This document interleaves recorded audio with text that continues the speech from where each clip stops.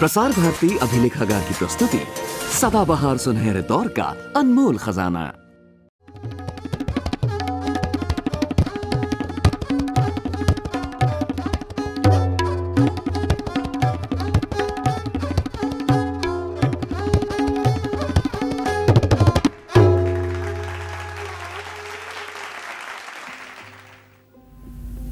जब tabla player stage पर चढ़ता है, मंच पर जाता है, तो वो अपनी इज्जत अपने हाथ में लिटरली लेके स्टेज पर जाता है। और वो यूं कि तबला प्लेयर को पता नहीं है कि कलाकार जिसके साथ उसने बजाना है वो क्या बजाएगा, कौन सा ताल बजाएगा, कौन सा राग बजाएगा और किस टाइप से बजाएगा, कोई आइडिया नहीं होता। स्टेज पर जाकर 5 मिनट के अंदर जब वो शुरू होता है, उसी में तबला प्लेयर को जज करके उसका अंदाज बयां जिसको कहते हैं, और ताल कौन सा है, मात्रे कितने हैं, ये सारा उसी वक्त जज करके उसको बजाना है। अगर भगवान ना करे कभी ऐसी सिचुएशन आ जाती है कि कोई अजीब सा कुछ वो कलाकार शुरू हो जाए और तबला प्लेयर को अगर 5-10 मिनट लग गए समझने में, तो उसका 20 साल का रियाज सारा धरा का धरा रह जाता है। ऑडियंस ये कहती है कि उससे हुआ नहीं, लेकिन वो नहीं समझ पाती कि कलाकार को तो पता है उसने क्या बजाना है, तबला प्लेयर को तो पता नहीं है, तो उसको तो पता करना है।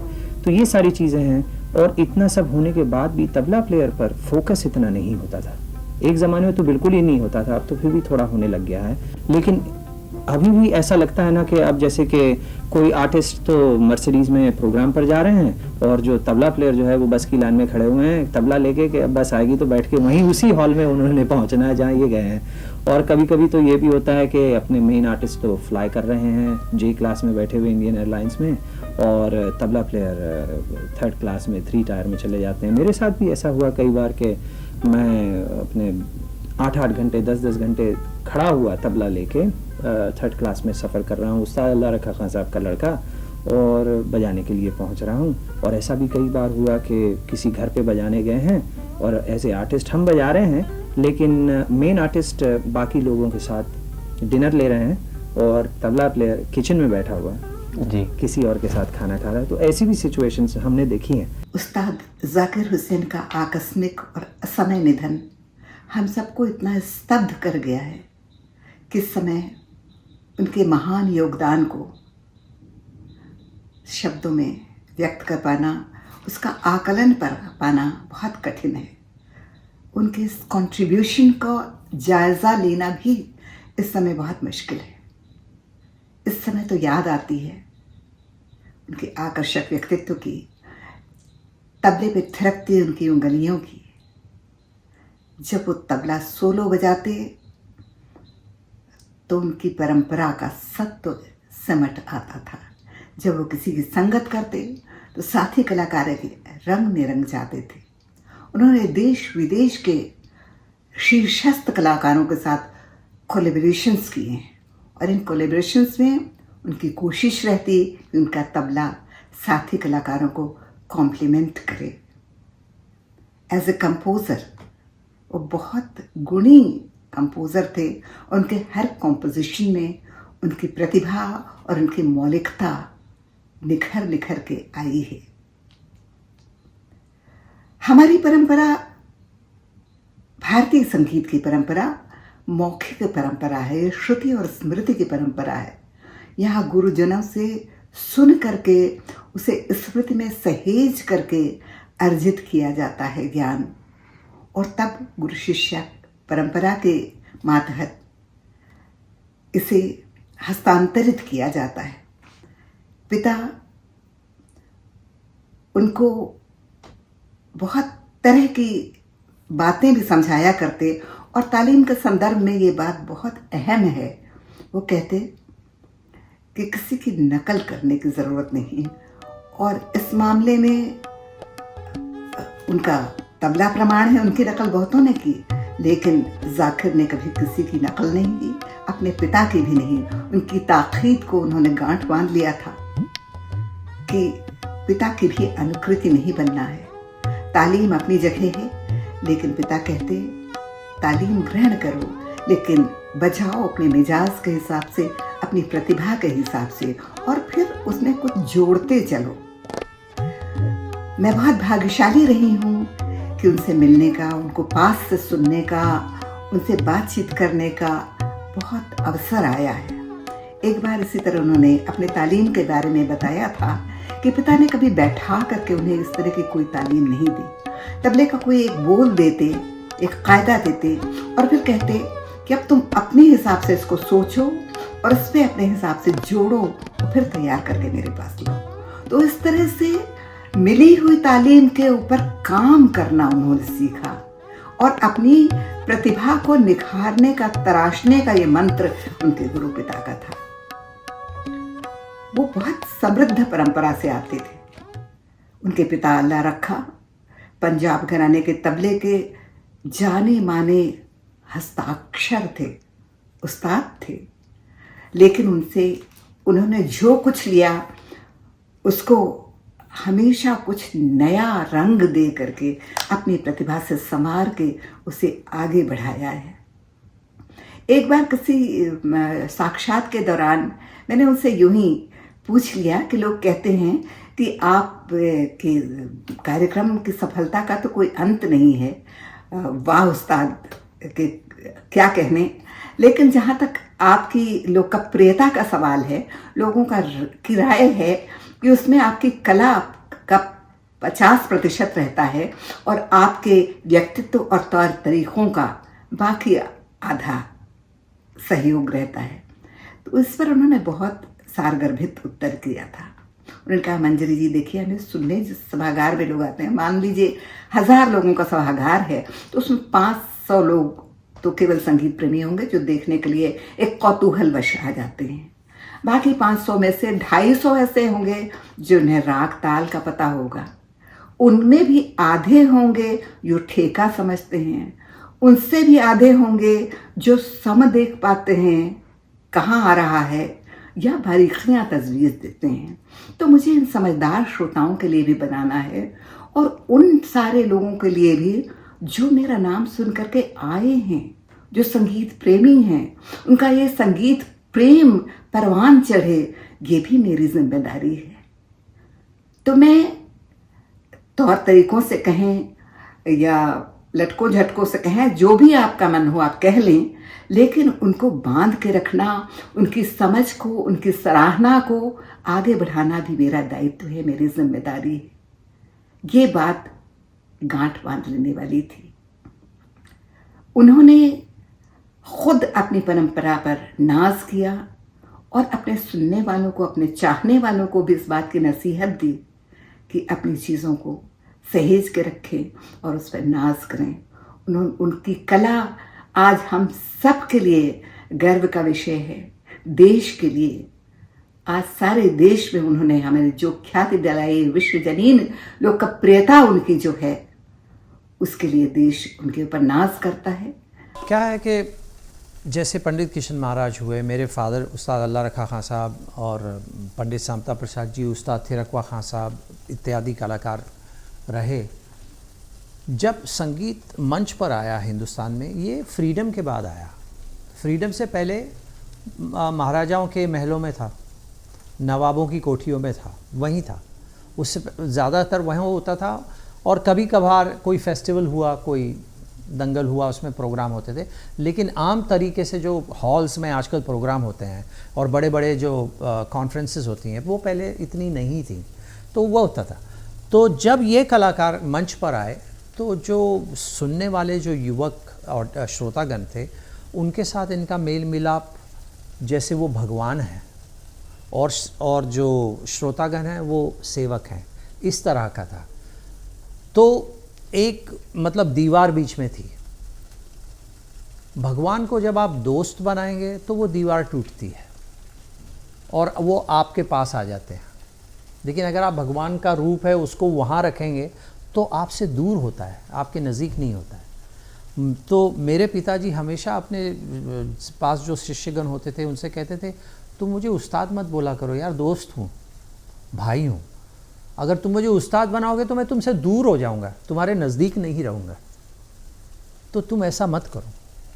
तो ये जो एक चीज़ उस टाइम पे होती थी, उससे श्रोतागण ज़रा दूर रहते थे।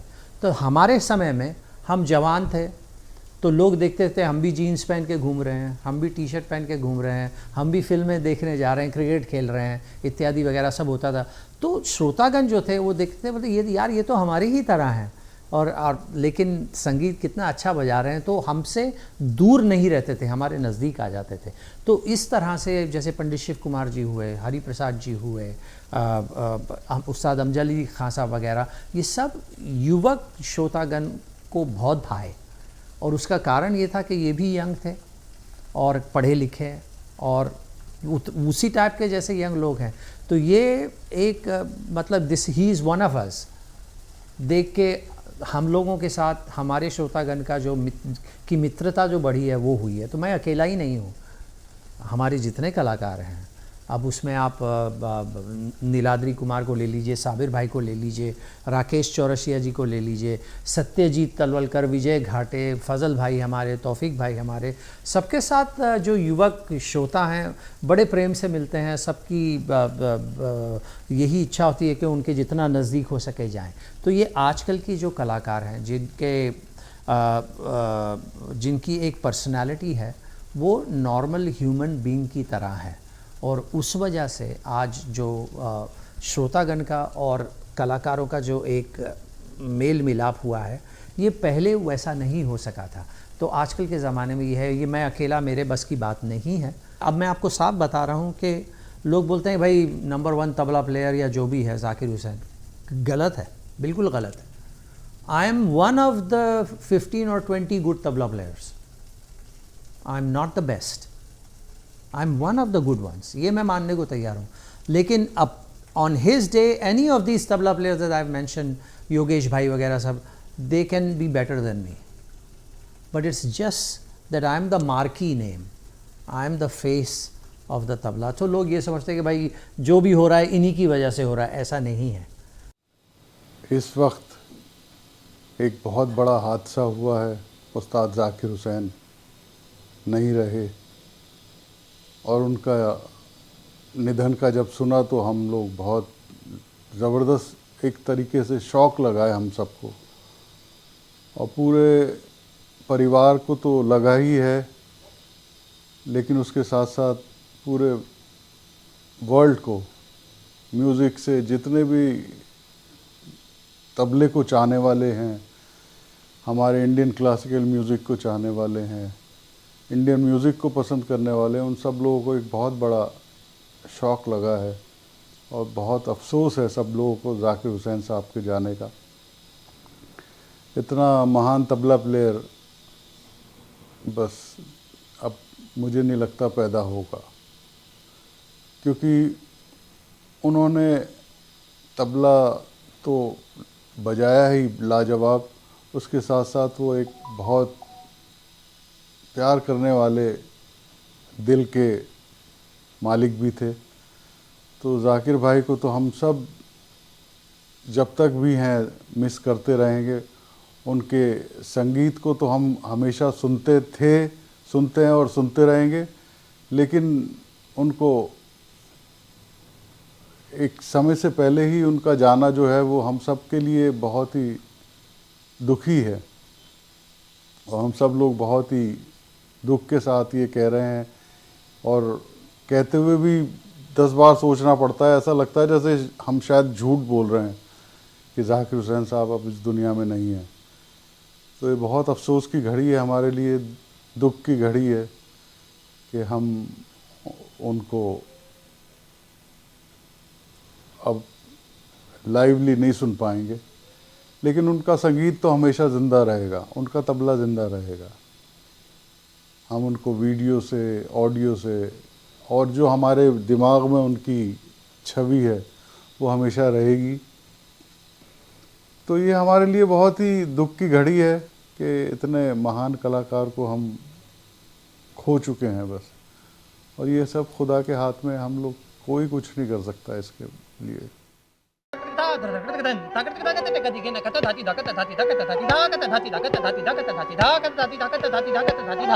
चक्करदार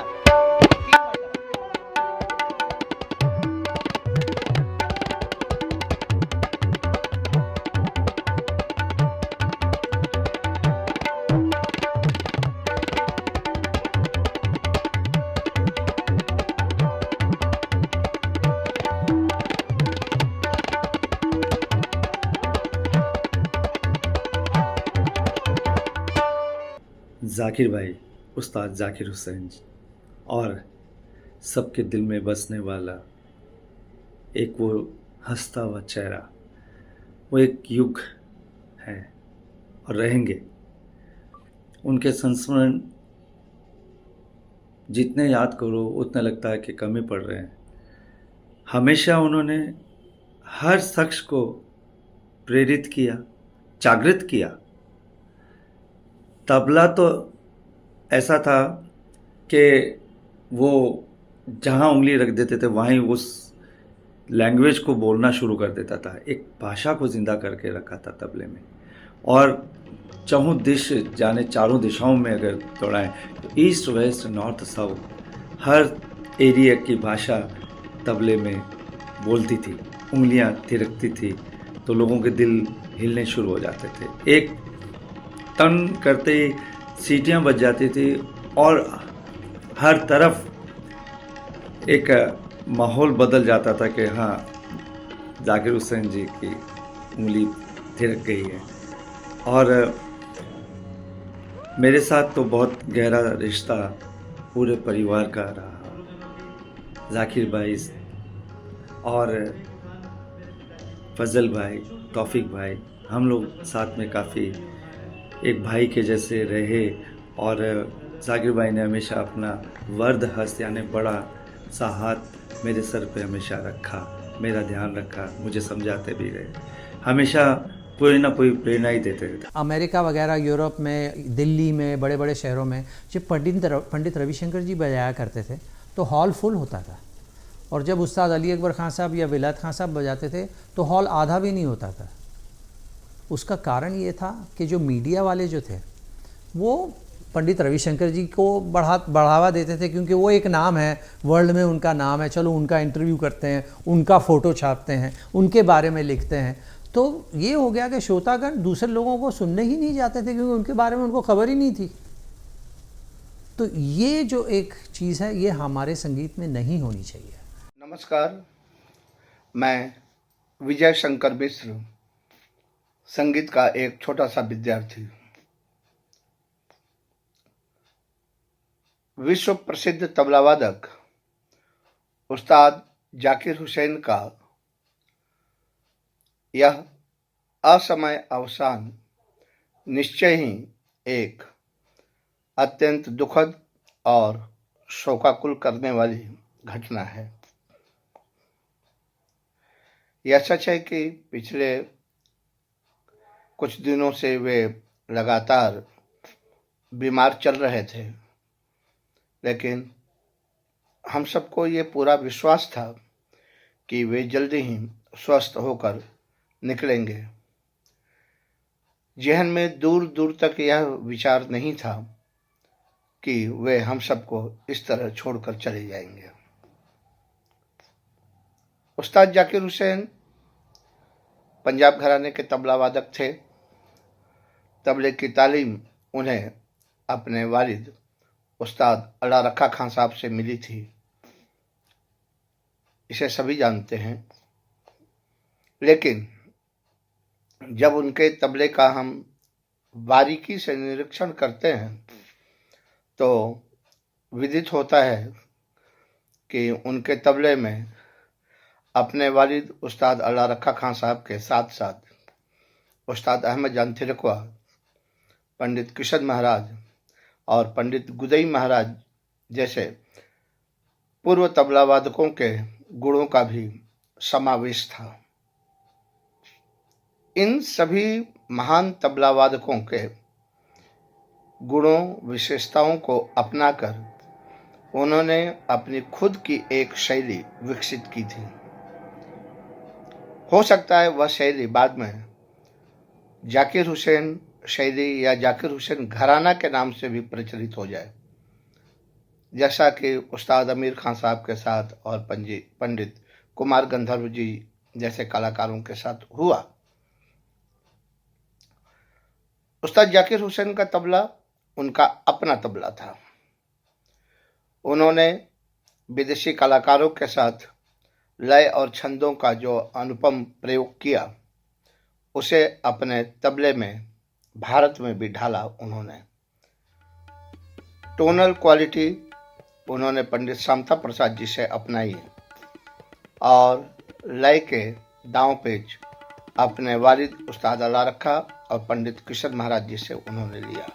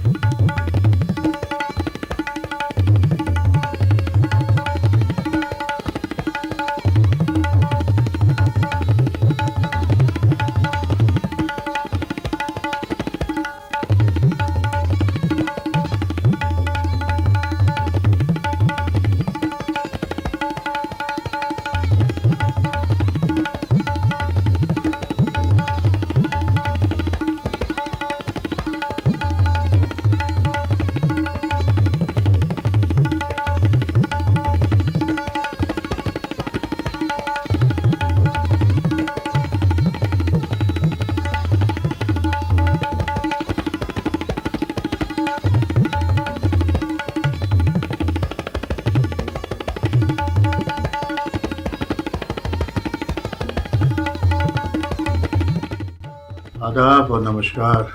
मेरा नाम अकरम खान तबला वादक, और आज हमारी संगीत की दुनिया में एक बहुत ही शोक का दिन है, एक बहुत ही सदमे का दिन है आज का। आज हमारे बीच हिंदुस्तान के क्या इस विश्व के प्रख्यात तबला नवाज उस्ताद जाकिर हुसैन साहब नहीं रहे हम लोगों के बीच में।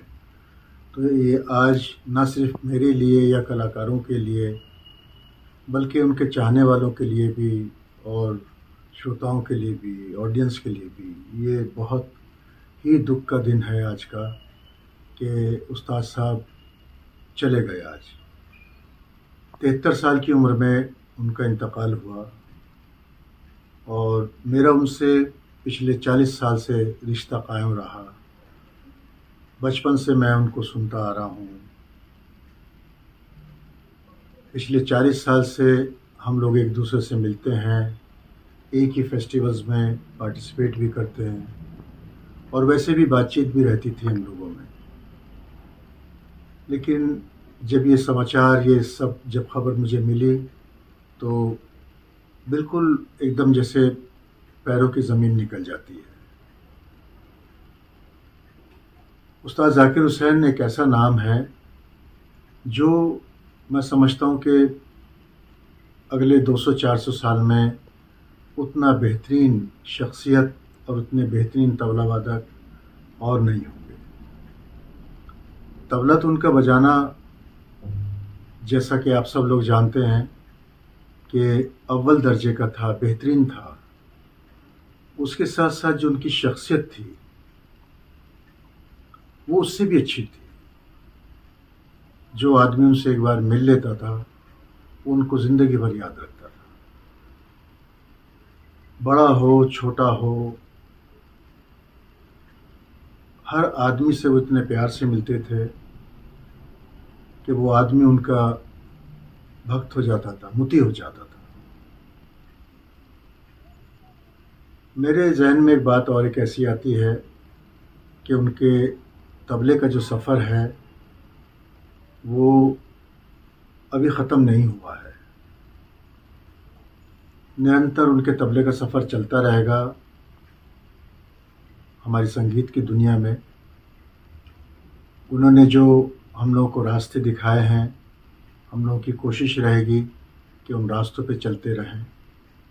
और जो उन्होंने तबले के माध्यम से लोगों को, कलाकारों को, तबला वादकों को मैसेज दिया है, हम लोग कोशिश करेंगे उसको आगे बढ़ाएं। पिछले 40 साल में ऐसा लगता है कि 10% भी, 20% भी उनका तबला हम लोग सुन नहीं पाए। मैं समझता हूँ कि अभी 80-70% उनका तबला बाकी था। जो अल्लाह ने उनको हुनर दिया था, मैं उसके हिसाब से बोल रहा हूँ। जैसे कि सिर्फ विलंबित ही बजा के चले गए, मध्य लय द्रुत का वक्त ही नहीं मिला। अभी तो बहुत सारा उनका तबला जो खुदा ने उनको हुनर दिया था वो बहुत सारा अपने साथ ले गए। मुझे जब उन्होंने अब्बा जी की बरसी में बुलाया, बाकायदे उन्होंने पूरा 1 घंटा बैठ के और अजराड़े घराने की तरफ से मुझे उन्होंने बुलाया था। पूरा तबला सुना, उसके बाद में आके जिस तरह से मान सम्मान होता है कलाकार का, उसी तरह से उन्होंने किया। जबकि मैंने उनको बहुत मना किया कि आप मत आइए स्टेज पे, क्योंकि आप मेरे से बहुत बड़े हैं।